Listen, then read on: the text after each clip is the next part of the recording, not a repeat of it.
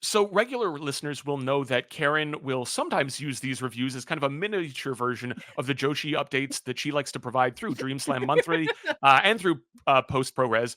And given how many up in the air questions there are about the future of Stardom, its interactions with AEW, the theoretical new promotion that Stardom founder Rossi Ogawa looks to be founding, plus the ongoing, Cinderella tournament, that Karen was just mentioning there, and also a title change that was very, very relevant to New Japan Pro Wrestling. There's all manner of things going on to do with Stardom that are likely pertinent. So, Karen, why don't you give the folks a little bit of an update from Stardom Land? Okay, real quick before we do that, we haven't talked since this happened, but Bull Nakano is going to be inducted into the Yes. WWE Hall of Fame as part of the 2024 class. And as one of the forerunners of the entire Joshi scene and history as a whole, I'm very excited about that. The original Well, final boss. the original final boss. So we are going to start with with the big meat that everyone's here for, the departures from Stardom. Hmm. Ever since it was announced that Julia was leaving and then Rossi was no longer with the company, everyone was wondering who's leaving, who's staying, who's leaving, who's staying. And as New Japan started to announce with Stardom the show that in April 4th, the second Stardom American Dream in the Keystone State, there were a lot of noticeable names not being included in any of those announcements. And we'll get into all of the full roster who's going for that show later on. But noticeably absent was 5-star Utami Hayashishita, two-time Cinderella tournament winner and former Wonder of Stardom champion Mirai, Mai Sakurai, and Yuzuki, along with Julia, have now been officially announced as departing the company. And, it's one of those things like these were some of the names, I was very surprised to see on that list. Hmm. Hmm. It's with Utami not so much because literally short of holding the IWGP Women's Championship or the High Speed Championship, there is literally nothing in Stardom left for her to do. She's Hmm. won the 5-star Grand Prix. She had arguably one of the best monster runs with the World of Stardom Championship. She had that 5-star 43-minute match with Shuri. Like, she's young. She can go run the world and come back and do whatever she wants whenever she wants. Mirai, she seemed to be one of the passion projects that was brought in as a non-Stardom original. But she won the Cinderella tournament back to back, and we'll get into a little bit more about that in a little bit. But I was surprised that her name was amongst the list, especially with how popular she is in God's Eye with Shuri.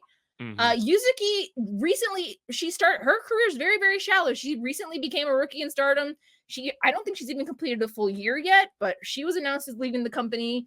And then Mai Sakurai, I wasn't surprised as much because when DDM got dissolved, one of the things that she said is that wherever Julia goes, she's probably going to go with her. So she and Julia tend to have this kindred, like a mentor and like under the learning trees sort of thing, because Sakurai is very, very one of the more junior members of the Stardom roster. Her career is Hmm. very, very short.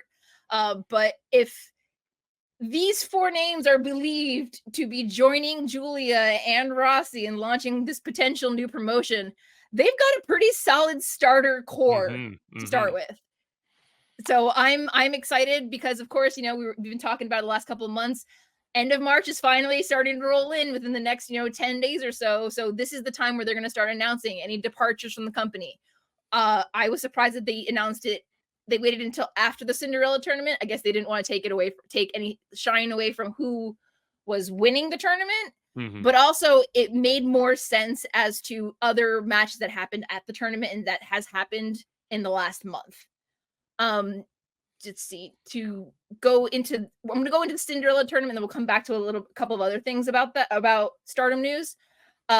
Because at the finals, which coincided with the finals of the New Japan Cup yesterday, Micah defended the World of Stardom Championship against Utami. And when Micah first started wrestling, Utami was one of her first opponents. Their career is about the same length.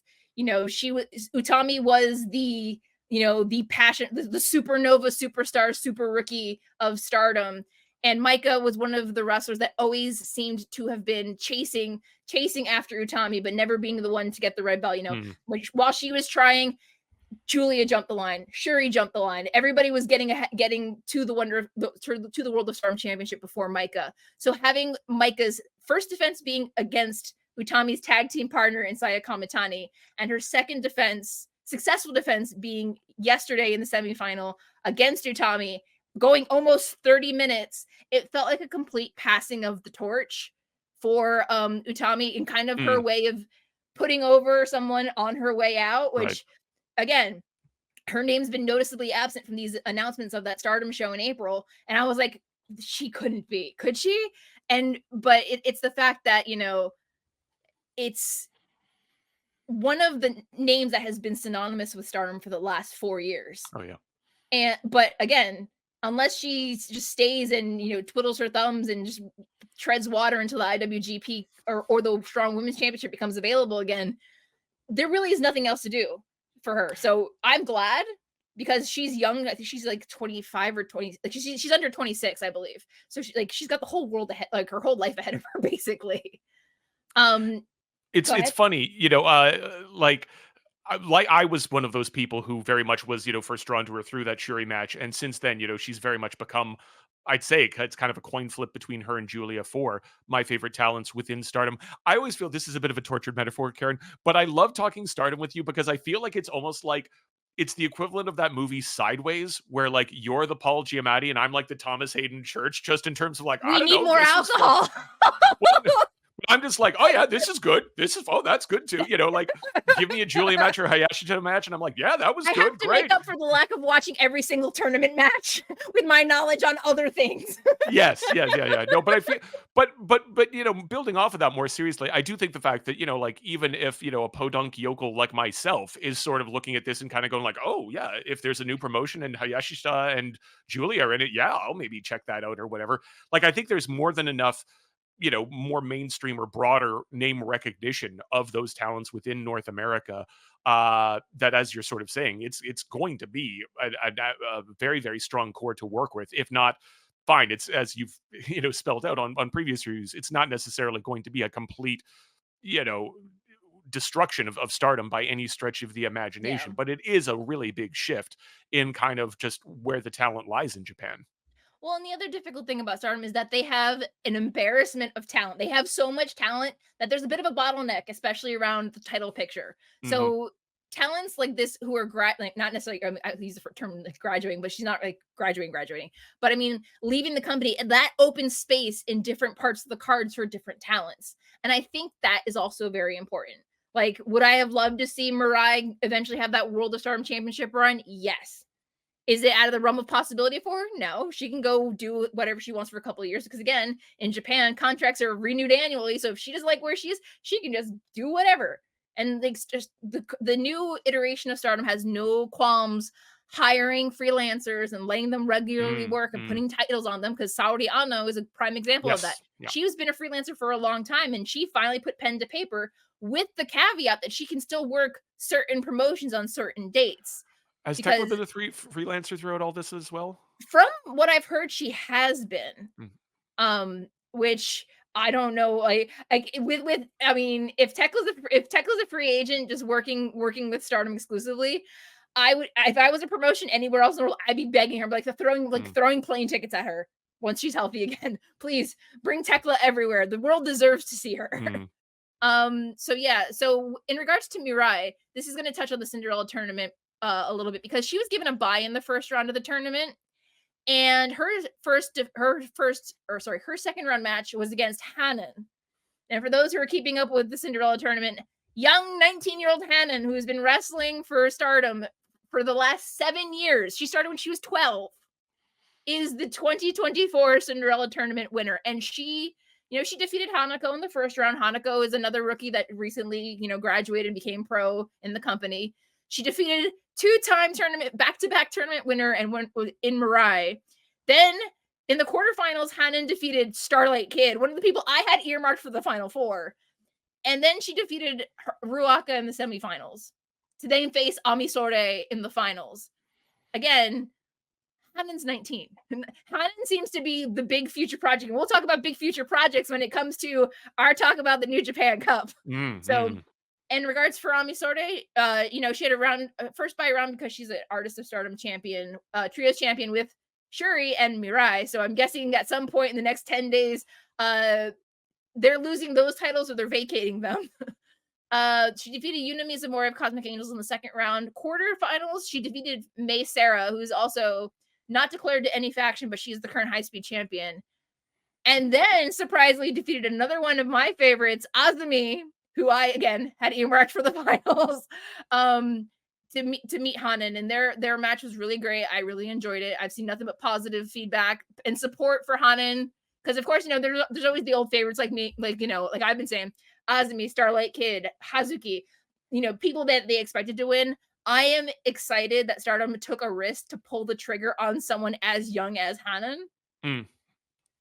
Because you know, she is arguably with you know, some of these people leaving, she is the, you know, and you know, Mai Iwatani, we talk about her being the icon. At some point, someone's gonna need to replace the icon, and who better than Hanan, honestly. Mm-hmm, mm-hmm. Okay, so that's that. I'm just burning through everything. At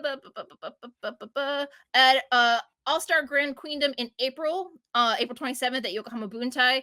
Maya recently defended her IWGP Women's Championship against Mina Shirakawa. We talked about that last time. But Sare, who is back from WWE, she's been doing the freelance thing for a little while. At the opening of the Cinderella tournament, she made her Stardom debut, and then she turned around and challenged Maya Iwatani for the title. And Maya said, "I've been waiting for you," and that epic ace sort of voice, like I've been waiting. So they are on the docket. They are, I believe, they are the first official match announced for All-Star Grand Queendom next at the end of April. Cinderella tournament night 2, we had Stephanie Vaquer from CMLL finally being the one to dethrone Julia and her monster run at V9. The match is not yet on New Japan World. It might have changed in the last couple hours or so, but I love the fact that they finally had Vaquer's, all the work that she's done for New Japan Strong finally pay off. I think it's going to be great to see her and have some more representation of CMLL in the New Japan Strong realm, because she's been announced for Windy City Riot for a couple of weeks now. And it was she got the #1 contendership at the last, US show. And then it was like, oh, well, she's gonna defend the title in Japan, but then she still has, Vaquer in the wings. It was just like, everything was just kind of out of order, which kind of speaks a lot for the New Japan Cup final Sakura Genesis Windy City Riot situation we're also currently in. But I am very curious to see who her challenger is, because Azumi and Mina Shirakawa have also been announced for Windy City Riot. So I don't know if they're going to be challenging her, or doing a #1 contenders match, or wrestling somebody else completely unrelated. As far as the match goes, I don't know what your thoughts about it were, but I saw a lot of people kind of kvetching specifically about the end of it. It felt kind of abrupt, and I'm not nearly as deep into Stardom scuttlebutt as you are, so I don't know if there are any theories about, there was a miscommunication, or somebody calling an audible mid match.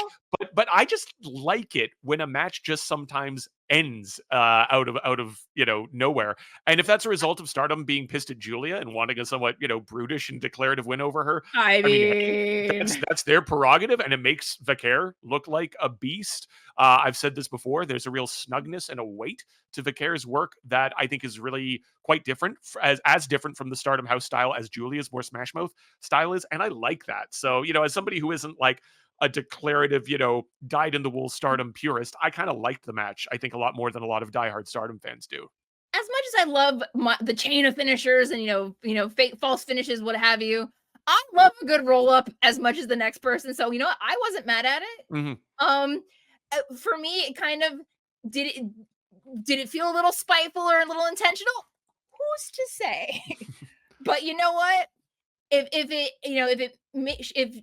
it's one way again of putting someone over on your way out, Julia's another one who, she's had a great run with the belt. She's had it for a stupid amount of time. She's had a lot of great matches with it. I'm not gonna split hairs on it. I enjoyed it. My opinion is the only Joshi opinion that matters. You know that, Bruce. And that is a Well, certainly joke. I'm willing. For all our listeners, I am joking. It's Women's History Month. Don't come for me. Leave me and the Joshi alone. I'm more than willing to defer to you in terms of the authority from which you can speak about it. Anything else Stardom related that we got to get to, Karen? Last bit, Mina Shirakawa, by the time this goes on, it'll probably have already aired. She's wrestling Anna Jay on Ring of Honor tonight. It was a pre-tape last week. I don't know the results because I want to watch it later on.